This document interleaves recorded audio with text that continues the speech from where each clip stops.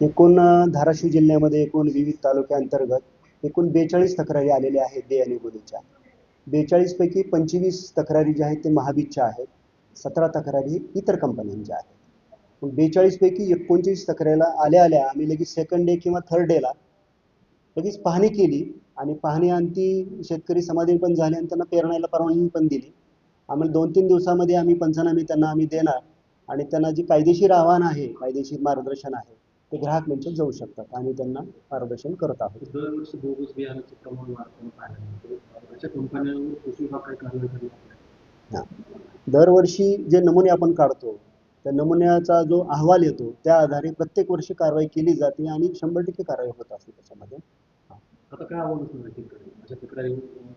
अशा तक्रारी समोर येत असतील तर तुमच्या तालुक्याच्या तालुका कृषी अधिकारी यांच्याकडे एक लेखी अर्ज आणि सोबत बियाणे खरेदीची पावती आणि टॅग हे सोबत झेरॉक्स करून द्या आणि लगेच समितीमार्फत आम्ही तपासणी करूया त्याची.